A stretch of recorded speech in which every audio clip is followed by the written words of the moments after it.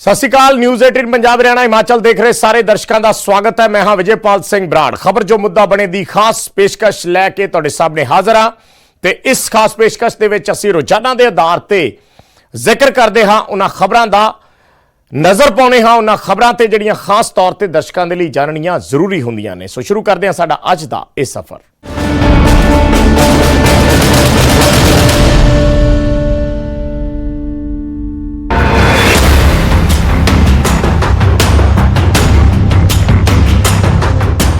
बीते दिन डेरा प्रेमी शक्ति के घर की रेकी करने वालों की पछाण हो गई है। बेअदबी मामले च नामजद डेरा प्रेमी शक्ति सिंह के घर की रेकी करने वालों खिलाफ शक्ति सिंह ने शिकायत दर्ज करवाई, जिन्हां दे विच सुखजीत सिंह ते भोला सिंह अते 3 अणपछाते शामिल ने, जिन्हां खिलाफ पुलिस ने जांच आरंभी है। 2 बंदे जोड़े है बाई नेम ते 3 उसने जो है अपने की कहते अणपछाते व्यक्ति लिखाए है ਤੇ ਅਸੀਂ ਉਸੇ ਕੰਪਲੇਂਟ ਦੇ ਆਧਾਰ ਤੇ FIR ਨੰਬਰ 180 ਤੇ ਅੰਡਰ ਸੈਕਸ਼ਨ 4449 511 ਸੈਕਸ਼ਨ PSR ਦੇ ਵਿੱਚ ਰਜਿਸਟਰ ਕਰਤੀ ਹੈ ਤੇ ਇਨਵੈਸਟੀਗੇਸ਼ਨ ਜਾਰੀ ਹੈ। ताज़ी कि बीते 11 सितंबर ਨੂੰ शक्ति सिंह ਦੇ ਫਰੀਦਕੋਟ ਦੇ ਪਿੰਡ ਡੱਗੋ ਰੋਮਾਣਾ ਦੇ ਵਿੱਚ ਸਥਿਤ ਘਰ 'ਚ ਕੁਝ ਵਿਅਕਤੀ ਰੇਕੀ ਕਰਨ ਆਏ ਸਨ ਤੇ ਕੁਝ ਸਮੇਂ ਬਾਅਦ ਉਹ ਵਾਪਸ ਪਰਤ ਗਏ। ਉਸ ਦਿਨ शक्ति सिंह ਘਰ 'ਚ ਮੌਜੂਦ ਨਹੀਂ ਸੀ, ਪਰ ਬਾਅਦ ਦੇ ਵਿੱਚ ਇਸ ਘਟਨਾ ਦੀਆਂ CCTV ਤਸਵੀਰਾਂ ਸਾਹਮਣੇ ਆਈਆਂ ਨੇ।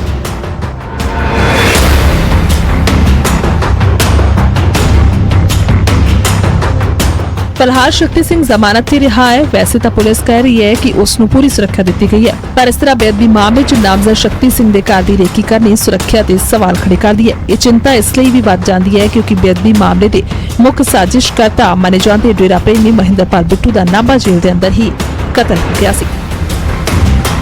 फरीदकोट तो नरेश सेठी की रिपोर्ट, न्यूज़ 18 पंजाब।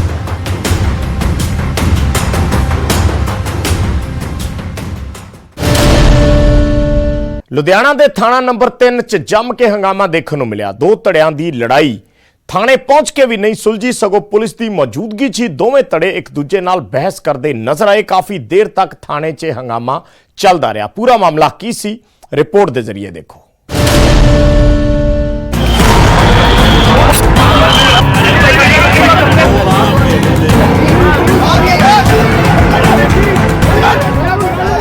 गली तो शुरू हुई लड़ाई थाने जाके भी नहीं सुलझी। ये तस्वीरां लुधियाना के थाना नंबर 3 दियां ने। थाने के अंदर ही दोवें धड़े आपस में उलझते रहे। पुलिस की मौजूदगी में एक दूजे को देख के धमकियां देते रहे। काफी देर तक थाने अंदर हंगामा चलता रहा। हैरानी की गल तां यह सी कि थाने के अंदर मौजूद अधिकारी भी बेबस नजर आए। दोहां धड़ियां नूं समझाउण दी काफी कोशिश की गई, पर कोई भी असर नजर नहीं आया।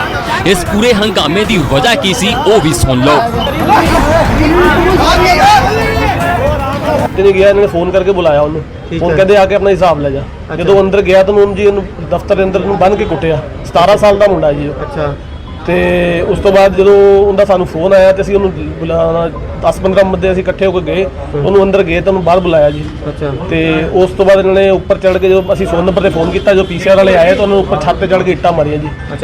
ਸਾਰੀ ਰਿਕਾਰਡਿੰਗ ਉੱਥੇ ਹੈਗੀ ਹੈ। पुलिस के अधिकारी दोहां धड़ियां नूं कंट्रोल करने की कोशिश करते रहे, पर उन्हां दी एक भी ना चली। अपने ही थाने अंदर पुलिस अधिकारी बेबस नजर आए। इत्थों तक इस पूरे घटनाक्रम नूं कैमरे विच कैद करने की कोशिश कर रहे पत्रकार नाल भी धक्का मुक्की की गई है।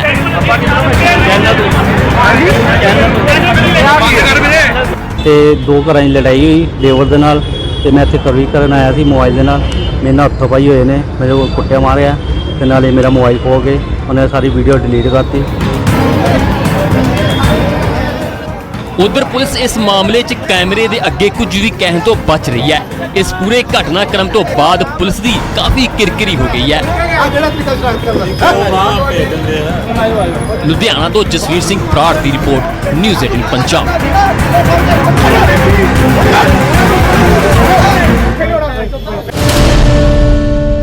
पंजाबी यूनिवर्सिटी पटियाला च होए 40 लाख के फंड घोटाले के मामले च 10 मुलाजमां ते गाज डिगी है। 3 मुलाजमां नूं सस्पेंड किया गया है ते 7 नूं मुअत्तल किया गया है। पूरा मामला की है, रिपोर्ट देखो।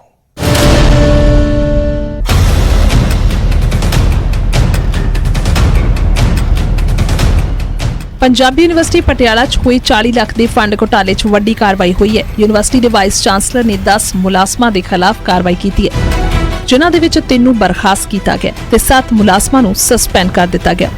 ਕਰੀਬ 1 ਮਹੀਨਾ ਪਹਿਲਾਂ ਇੱਕ ਮਾਮਲਾ ਸਾਹਮਣੇ ਆਇਆ ਸੀ, ਜਿਸ ਵਿੱਚ ਯੂਨੀਵਰਸਿਟੀ ਦਾ ਫੰਡ ਹੋਰ ਖਾਤਿਆਂ ਦੇ ਵਿੱਚ ਟ੍ਰਾਂਸਫਰ ਕੀਤਾ ਜਾ ਰਿਹਾ ਹੈ। ਉਸ ਤੋਂ ਬਾਅਦ ਕਾਰਵਾਈ ਸ਼ੁਰੂ ਕੀਤੀ ਗਈ। ਇਸ ਦੌਰਾਨ ਪਹਿਲਾਂ ਵੀ 3 ਜਣਿਆਂ ਤੇ ਕਾਰਵਾਈ ਹੋਈ ਸੀ, ਜਿਨ੍ਹਾਂ 'ਚ ਇੱਕ ਨੂੰ ਸਸਪੈਂਡ ਕੀਤਾ ਸੀ ਤੇ 2 ਮੁਅੱਤਲ ਕੀਤੇ ਗਏ ਸਨ।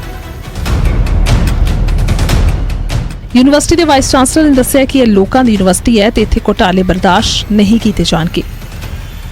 ਕੱਲ ਅਸੀਂ 10 ਹੋਰ ਕਰਮਚਾਰੀ ਫੜੇ ਨੇ, ਜਿਨ੍ਹਾਂ ਨੇ ਲਗਭਗ 40 ਲੱਖ ਰੁਪਈਆ ਇਸ ਤਰੀਕੇ ਨਾਲ ਗਬਨ ਕੀਤਾ ਹੈ। ਉਹਨਾਂ ਦੇ ਖਿਲਾਫ ਜਿਹੜੀ ਪ੍ਰੀਮਾ ਫੇਸ਼ੀਆ ਜਿਹਨੂੰ ਕਹਿੰਦੇ ਆ ਵੀ ਸਾਨੂੰ ਮੁੱਢਲੇ ਸਬੂਤ ਮਿਲ ਗਏ ਨੇ। ਉਹਨਾਂ ਚੋਂ 3 ਕੰਟਰੈਕਟ ਦੇ ਸੀ, ਉਹ ਅਸੀਂ ਟਰਮੀਨੇਟ ਕਰ ਦਿੱਤੇ ਨੇ। 7 ਰੈਗੂਲਰ ਕਰਮਚਾਰੀ ਸੀ, ਉਹਨਾਂ ਨੂੰ ਸਸਪੈਂਡ ਕਰਕੇ ਇਨਕੁਆਇਰੀ ਸ਼ੁਰੂ ਕਰਾ ਦਿੱਤੀ ਹੈ। ਪੰਜਾਬੀ ਯੂਨੀਵਰਸਿਟੀ 'ਚ ਅਜਿਹੇ ਘੁਟਾਲੇ ਹੋਣੇ ਬਹੁਤ ਹੀ ਵੱਡੀ ਗੱਲ ਹੈ। 40 ਲੱਖ ਦੇ ਘੁਟਾਲੇ 'ਚ ਹਾਲੇ ਤੱਕ ਕੁੱਲ 13 ਜਣਿਆਂ ਤੇ ਕਾਰਵਾਈ ਹੋ ਚੁੱਕੀ ਹੈ। ਇਸ ਮਾਮਲੇ 'ਚ ਪੁਲਿਸ ਵੀ ਕਾਰਵਾਈ ਕਰ ਰਹੀ ਹੈ ਤੇ ਬੀਤੇ ਦਿਨ ਇੱਕ ਮੁਲਜ਼ਮ ਨੂੰ ਵੀ ਕਾਬੂ ਕਰਨ ਦੀ ਗੱਲ ਕਹੀ ਜਾ ਰਹੀ ਹੈ, ਪਰ ਹਾਲੇ ਤੱਕ ਇਸ ਘੁਟਾਲੇ ਦੇ ਵੱਡੇ ਮਗਰਮੱਛ ਗਿਰਫਤ ਤੋਂ ਬਾਹਰ ਨੇ। ਪਟਿਆਲਾ ਤੋਂ ਮਨੋਜ ਸ਼ਰਮਾ ਦੀ ਰਿਪੋਰਟ, ਨਿਊਜ਼ 18 ਪੰਜਾਬ।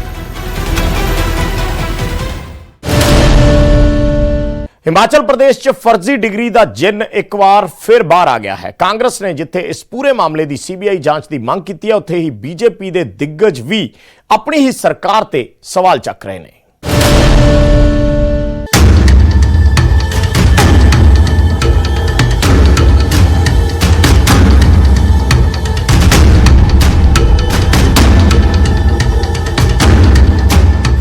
ਹਿਮਾਚਲ ਪ੍ਰਦੇਸ਼ 'ਚ ਫਰਜ਼ੀ ਡਿਗਰੀ ਤੇ ਸਿਆਸੀ ਘਮਸਾਨ ਮਚਿਆ ਹੈ ਅਤੇ ਹੁਣ ਇਸ ਦੀ ਗੂੰਜ ਦਿੱਲੀ ਦਰਬਾਰ ਤੱਕ ਪਹੁੰਚ ਚੁੱਕੀ ਹੈ।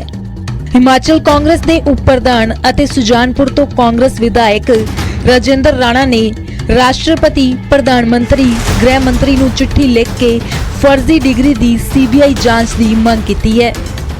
ਰਾਜਿੰਦਰ ਰਾਣਾ ਨੇ ਮੁੱਖ ਮੰਤਰੀ ਅਤੇ ਰਾਜਪਾਲ ਨੂੰ ਵੀ ਚਿੱਠੀ ਲਿਖੀ ਹੈ, ਜਿਸ 'ਚ ਉਹਨਾਂ ਨੇ ਇਲਜ਼ਾਮ ਲਗਾਇਆ ਹੈ ਕਿ ਸਰਕਾਰ असली गुनाहगारों ਨੂੰ बचाना चाह रही है।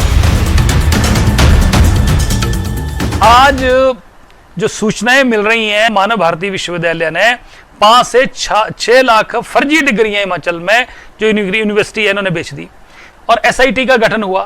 हमारा आरोप ये है, अब तो शांता कुमार जी भी जो कि जिन्होंने हिमाचल प्रदेश में भारतीय जनता पार्टी को खड़ा किया, प्रथम मुख्यमंत्री हैं, वो भी इस बात को खुले मन से कह रहे हैं, मीडिया में कह रहे हैं कि इस मामले को दबाने की कोशिश हो रही है और जो असली गुनाहगार हैं वो बाहर घूम रहे हैं। मानव भारती विश्वविद्यालय च फर्जी डिग्री मामले नूं लैके बीजेपी दे वड्डे नेता भी सवाल चुक चुके ने। पिछले दिनी साबका मुख्यमंत्री शांता कुमार ने इस नूं हिमाचल दे मथे ते कलंक दस्सिया सी अते इस दी उच्च पद्धरी जांच दी मांग कीती सी।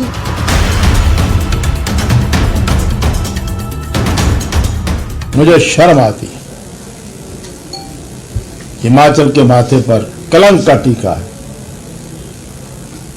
डिग्रियां बिकती रही लाखों के हिसाब से कई वर्ष तक, और भारत की फर्जी डिग्रियां कई प्रदेशों में बिकती रही और हिमाचल सरकार को पता नहीं लगा। एक विचारक ने कहा था कि सोने से लदा हुआ गधा किसी भी ऊंचाई पर पहुंच जाता है, तो ऐसा कुछ भी करवा लेता है। मैंने सरकार को कहा है और विशेष रूप से जयराम जी को कहा है, फर्जी डिग्री की जांच धीरे हो रही है, जल्दी होनी चाहिए। पुलिस दी जांच च भी ਲੱਖਾਂ फर्जी डिग्रियां मिलियां सी। हजारां विद्यार्थियों दे भविख दे नाल खिलवाड़ करन वाले खुलेआम घुम रहे ने। पर सवाल है कि सारे सबूतां दे बावजूद पुलिस प्रशासन आखिर किस नूं बचाउण च लगी है ਅਤੇ ਕੀ ਹਿਮਾਚਲ ਦੇ ਮੱਥੇ ਤੇ ਲੱਗਿਆ ਇਹ ਕਲੰਕ ਮਿਟੇਗਾ ਤੇ ਜੇਕਰ ਹਾਂ ਤਾਂ ਫਿਰ ਫਰਜ਼ੀ ਡਿਗਰੀ ਦੇ ਸੌਦਾਗਰ ਨੂੰ ਸਲਾਖਾਂ ਦੇ ਪਿੱਛੇ ਭੇਜਣ 'ਚ ਹੋਰ ਕਿੰਨਾ ਸਮਾਂ ਲੱਗੇਗਾ। ਹਮੀਰਪੁਰ ਤੋਂ ਜਸਬੀਰ ਕੁਮਾਰ, ਨਿਊਜ਼ 18।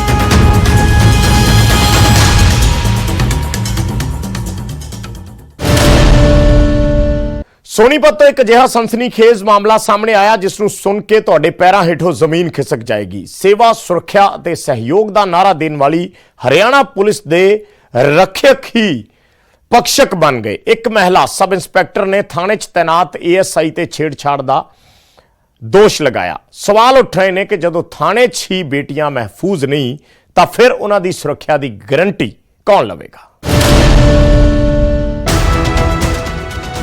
ਵਰਦੀਧਾਰੀ ਨਿਯਮ ਅਤੇ ਕਾਨੂੰਨ ਦਾ ਪਾਠ ਕੀ ਪੜਾਉਣਗੇ?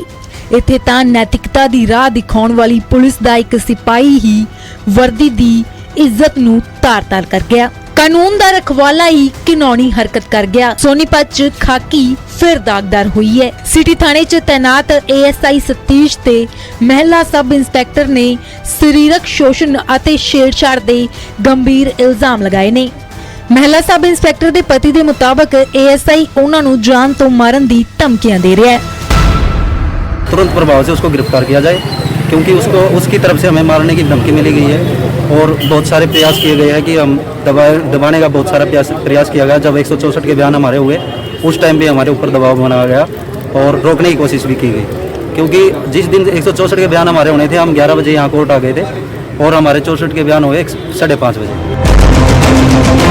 ਆਪਣੇ ਥਾਣੇ 'ਚ ਮਹਿਲਾ ਸਬ ਇੰਸਪੈਕਟਰ ਛੇੜਖਾਨੀ ਦਾ ਸ਼ਿਕਾਰ ਹੁੰਦੀ ਰਹੀ ਤਾਂ ਬਾਕੀ ਪੁਲਿਸ ਕਰਮੀ ਬਸ ਤਮਾਸ਼ਾ ਦੇਖਦੇ ਰਹੇ। ਕੀ ਇਹੀ ਹੈ ਸੇਵਾ, ਸੁਰੱਖਿਆ ਅਤੇ ਸਹਿਯੋਗ ਦਾ ਸੱਚ? ਮੁਲਜ਼ਮ ਏਐਸਆਈ ਦੀ ਗ੍ਰਿਫਤਾਰੀ ਨਹੀਂ ਹੋਣ ਤੇ ਲੋਕਾਂ ਦਾ ਗੁੱਸਾ ਫੁੱਟ ਪਿਆ ਅਤੇ ਇਸ ਦਰਿੰਦਗੀ ਦੇ ਖਿਲਾਫ ਆਵਾਜ਼ ਚੁੱਕੀ। ਸੋਨੀਪਤ ਮਿੰਨੀ ਸੈਕਟਰੀਏਟ ਦੇ ਸਾਹਮਣੇ ਪੁਲਿਸ ਪ੍ਰਸ਼ਾਸਨ ਦੇ ਖਿਲਾਫ ਨਾਅਰੇਬਾਜ਼ੀ ਕੀਤੀ, ਪਰ ਜਦੋਂ ਐਸਪੀ ਤੋਂ ਸਵਾਲ ਪੁੱਛਿਆ ਗਿਆ ਤਾਂ ਉਹ ਵੀ ਮੀਡੀਆ ਦੇ ਸਵਾਲਾਂ ਤੋਂ ਬਚਦੇ ਵਿਖਾਈ ਦਿੱਤੇ। सर सिटी थाने में मामला सामने आया है, क्या पूरा मामला है? वो बाकी वो बताएंगे सर, ठीक है। सर सिटी थाने में मामला सामने आया है, क्या पूरा मामला है? वो बाकी वो बताएंगे सर, ठीक है।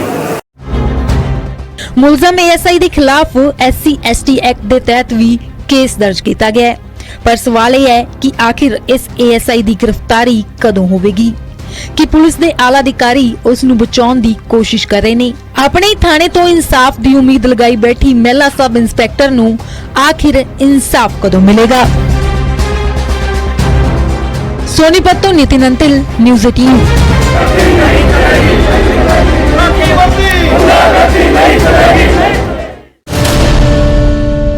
ਤੇ ਸਾਡੀ ਇਸ ਖਾਸ ਪੇਸ਼ਕਸ਼ 'ਚ ਫਿਲਹਾਲ ਇੰਨਾ ਹੀ। ਮੈਨੂੰ ਦਿਓ ਇਜਾਜ਼ਤ। ਧੰਨਵਾਦ।